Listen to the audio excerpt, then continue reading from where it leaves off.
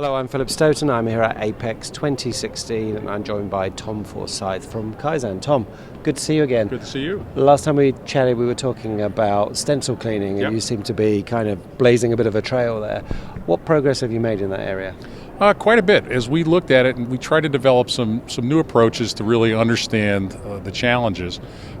Obviously, we always focus on what's the print and how that goes, but we backed it up a step and said, all right, let's really scrutinize the stencil.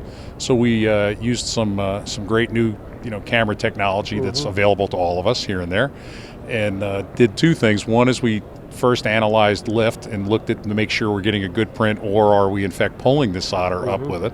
And secondly, scrutinizing the apertures to take a look and look for residues, balls in the corners, this sort of thing.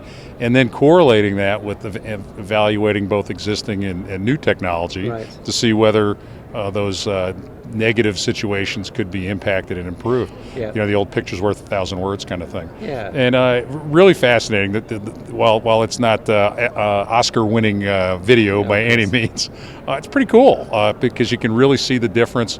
We evaluated the usual sequencing. Is it just dry wipe? Is it a wet wipe and a dry in the vacuum and that sort of thing?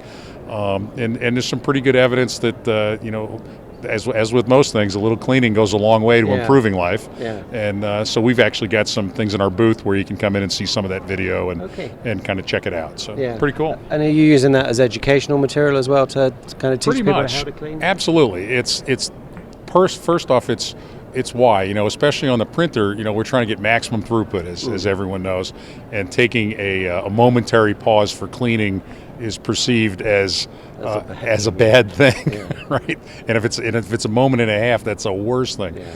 But by seeing what the payoff is, and wow, look at this! Look at the improvement I'm going to get on my prints. So what does that really do? That really drives yield. Yeah. And yield, of course, is free money, right? Yeah. So zero cost because it's all burdened in. So it is a great deal of it's educational for people to understand, as well as to see, well, gee, here's the defect I'm seeing on my boards, and I've never been able to figure that out. And they come and look at the movie and go, well, geez, that must be what's happening. Yeah. I bet that, what if I just, take that, what if I do a wet clean instead of just a dry clean? What if I, instead of do every 20 prints, what if I do it every 17 or something like that?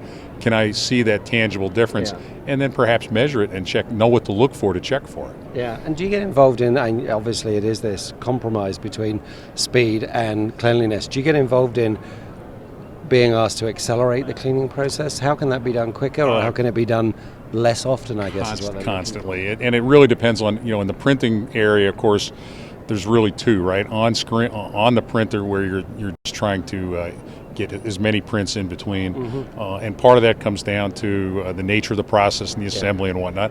But it's also how effective the cleaning is. If you really get everything spick and span clean, well, then you're probably going to be able to stretch it a little bit more. And the other point is, if your on-screen cleaning, on the printer cleaning is very effective, well, that extends when you actually have to pull something off for the true thorough clean. Yeah. Now, the same operational tempo issues absolutely affect the more the product cleaning rather than the stencil cleaning, where people are always looking for choke points to optimize in their process. So, gee, if it takes 30 seconds to clean, can we do it in 25? Yeah.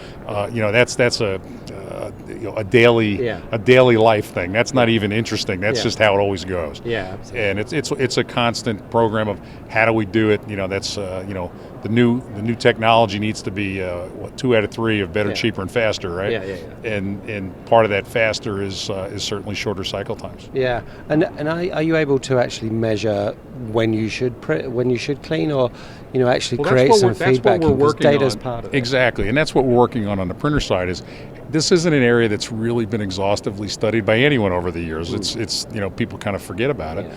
And we're learning a lot every day, and now we're trying to put some of that together. How do we standardize this?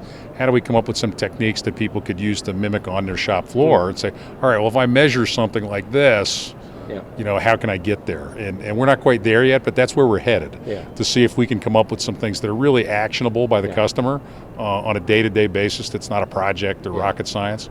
And with little luck, we'll get there.